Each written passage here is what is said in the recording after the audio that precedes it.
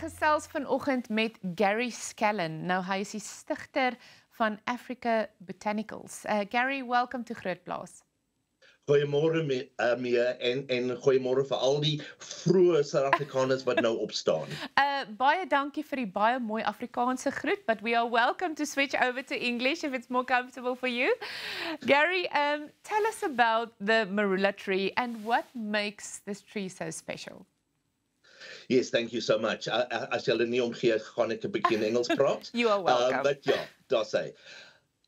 The Marula tree is the most widely populated part of Southern Africa. It's the most common tree in Southern Africa. You find the Marula tree all the way north up into Angola, parts of Gabon, even parts of Tanzania, Kenya, but mostly you'll find it in the savannas and the woodlands here in Southern Africa, Namibia, Botswana, Zimbabwe, Zambia, Mozambique, and South Africa, obviously. Yeah. It is an amazing tree. Do you know a little bit of the history about the tree?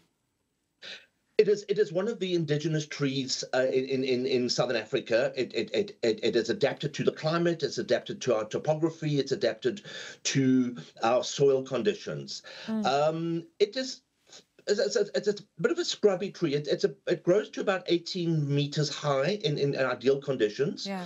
And it's basically found everywhere. But it's not one of those trees that stands out like the baobab. Yeah. Everybody knows what the baobab looks like. And it's not one of those trees maybe like what is it? The Celtus africana. That stands quite straight up. It stands straight up, and it's got a very recognizable foliage and umbrella. The Marula tree, there's nothing really outstanding about the looks. It's not a good looker. Let's put it that way. They don't always have to be, don't worry. It's a Marula tree. It's not one of those trees. Yeah. When it comes to the fruit, what are the current uses of the fruit? But also, most importantly, are there any uses for the rest of the tree? The Marula tree historically has been used by the indigenous African populations. They have used the leaf, they've used the bark for medicinal purposes. Yes. Traditional medicine, the leaves are crushed, concocted either in a tea, either in a topical application for sores, for diarrhea, also for fever, to break fever. So our forefathers here in Southern Africa have used the Marula tree in many ways. Also the bark, used in pretty similar ways. The properties of the tree come through the bark and through the leaves. So those are the traditional uses, Mia. But also highly prized are the fruit. Very, very high in vitamin C. And an incredible wild, sweet sour type fruit, elongated yellow green. Yeah. Very popular with the children in the Lowveld and the savannas. Very, very high. Actually, very important for the diet of rural people. Yeah. And then they make juices from it. So you've got the juices. They make a lot of jams, and you will find jams being sold in Zimbabwe and Zambia, quite popular amongst the locals. Wow! And then you've got the beer that they make. Yeah, and it's a traditional beer made in Africa, and it's unique to Africa. So that's the should we say the more common ways of using the fruit. And then, of course, we'll get on to a little bit later, we'll get on to taking the seed of the Marula fruit, drying it, crushing it, and the most incredible natural oil that is extracted from the fruit. But yeah. Yeah, that's what I want to ask now. Obviously, I'm always so aware of there's always ongoing research happening on almost everything and anything you can think of. So I'm thinking, could there be any future use of this tree and the fruit that can even make the tree more valuable? Mia, I don't want to over-popularize this tree. I don't want people to go out there and suddenly cut down all the Marula. This is don't worry, it's just between me and you. It's just between me and you. Cool. We got approached a couple of months ago, quite interestingly enough, and that is kind of a reason why I'm so passionate about the Marula tree, etc. We were approached by a huge petrochemical company. I'm just going to say one thing, based in the Netherlands, and they approached us and asked us, well, they're looking for a biofuel. And they gave us a whole lot of restrictions and guidelines that it cannot be cultivated, it cannot be this, it cannot be that. Has to be a wild. It has to be not affecting any part of the environment as an overgrowing, and obviously sustainable. Yes. So. And this was they were looking for an aviation fuel, and I mentioned to them, what about looking at the Marula? Because it is the most popular tree within Southern Africa. It grows everywhere. I mean, and we can still wild harvest the fruit from the tree.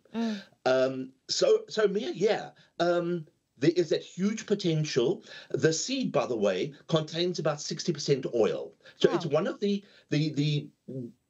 it really is oil rich, the seed, and that's what makes it so popular for cosmetic and shampoo and conditioners, etc. But also as a biofuel. So yes, you are right. A lot of research is being done at the moment on the Marula tree, and I think there's going to be a lot more. Never mind the traditional medicine. Never mind the beers. Never mind the oil. But also the wood. For example, the wood of the tree is unique. It is got a nice little yellow, reddish brown tinge to it with a beautiful grain. Also ideal for the building material. But once again, I don't want everybody to go out there to kind of cut the trees and suddenly make a deck outside of the garden. That's not the idea. I think we've already passed that. I think you've absolutely convinced us everybody is buying a Marula tree tomorrow. So thank you for that. Tell me quickly, I'd just like to hear more about this, you know, the cold pressed oil. Currently, what is it being used for? Traditionally, before we got the cold press invented and the mechanization, electricity, etc., the Shona women in Zimbabwe used to crush the seed on stones, with stones, and they started extracting the oil from the seed, and initially they started using it for cooking. So they would put it in their traditional dishes, mix it with marog and all the other traditional African seeds. And then they started applying it to their skin. Initially, they used it, well, the stories I've heard, brilliant for stretch marks on pregnant women. And that is where they started applying it on the skin, and it's just gone from there onwards. That's amazing. A lot of research has been put into its cosmetic values. I mean, a little known fact. I mean, a lot of people use kind of shampoo and conditioners that got argan oil in it, but the Marula oil is actually like 10 times better than argan oil. Very good, and slightly curly hair or curly hair. For example, I mean, I just use a kind of on the shelf conditioner, and I am very fortunate because I have quite a few samples of Marula around me, and I just hoy it into my conditioner or I hoy it into my shampoo, put it up, shake it up, and there we go. And I use it on a daily basis, but for the skin, it holds in the moisture, it gives you a plump type feeling, and you'll be quite surprised. Yeah. I mean, yes, we have a couple of South African companies who are now starting to experiment and coming out commercially with Marula oil in conditioner and shampoos, and but the Europeans and Americans really know about the value of the Marula oil. The Chinese have already started. We're exporting into China as well now. And so I just wish the South Africans would kind of maybe look a little bit more homegrown, look into their own oils. Absolutely. Now, Gary, I like to think of myself as a friend of the farmers. And I'd like to ask you, how can a farmer extract value if he sees there are some Marula trees on his farm? What would that next steps be? I think for farmers to have marula trees on their property, the most important thing about the marula tree, and let's not worry about the biofuel and worry about all the other uses right now. The most important thing for farmers, it helps to stabilize the soil. Yeah. It also is a very good tree to grow in areas that are prone to erosion. Also, you'll see that on the riverbanks, all our tributaries, rivers, Limpopo, Olifants, etc., etc. Very good for the soil, for soil erosion, and also the trees obviously are fantastic for wildlife. Yes. We all know. I think older South Africans like me kind of will know that. Yeah. The gods must be crazy, and the elephants, the elephants. chewing the marula fruit and fermenting it as it goes down the trunk, and before you know it, you've got all these laughing elephants. I mean, that's everybody knows about it, and of course, a good South African brand, Marula, then kind of cottoned onto this. But for farmers, it is great to have as a stabilizer for soil. But the other uses, as I said, as we get a little bit more research into the bark, into the trees for traditional medicine or possibly new medicine, the oils, without a doubt, are incredibly valuable. The wood, as I've mentioned earlier, good for firewood. I mean, the dry wood. It's a tree that grows very slowly. Yeah. It's not a tree that just kind of like pops up and takes over, like the eucalyptus or any of those trees. It's there to stay. It's part of the landscape.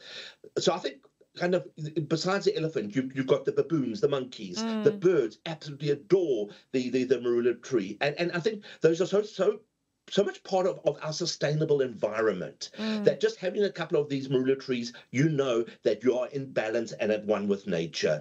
The commercial aspects will be developed over time and in possibly the most sustainable ways. But at the moment, yeah, if you've got a marula tree on your farm or on your property, well done. Then you're lucky. It's like the gift that keeps on giving, right? And I just need to clarify here, the wood from the tree. It's not briarwood or fire making wood, right? Let's just clear this up. You are right. Please don't braai with it. It's much more valuable. No, please don't. No, please don't braai with it. You'll actually it is used wood for wood carvings. Yeah. So you've got the entire artistic, creative side of the wood, and I think you can make some beautiful kind of sculptures out of the dryness, like you see with the driftwood, etc. So I mean, yeah, it's not a firewood. Rather stick to the eucalyptuses and let us cut those things down. Those water sapping trees that are not really that indigenous anyway. It can be used for furniture. It can be used really nicely for industrial purposes like kitchen cabinets, etc. And I know there are people out in places up in the Limpopo and the Northwest who are using it very creatively. Let's not really look at it as such a huge commercial. If it's in the way and you need to cut it down, yeah, use it for something besides briarwood. Yeah. Gary, I think just when we're talking to South Africans, I feel we always need to clarify that is it briarwood or is it not? But Gary, thank you for your passion and thank you for just sharing it with us. I'm excited to see what comes out of the marula tree. Have a good day. Thank you very much, Mia. Thank you.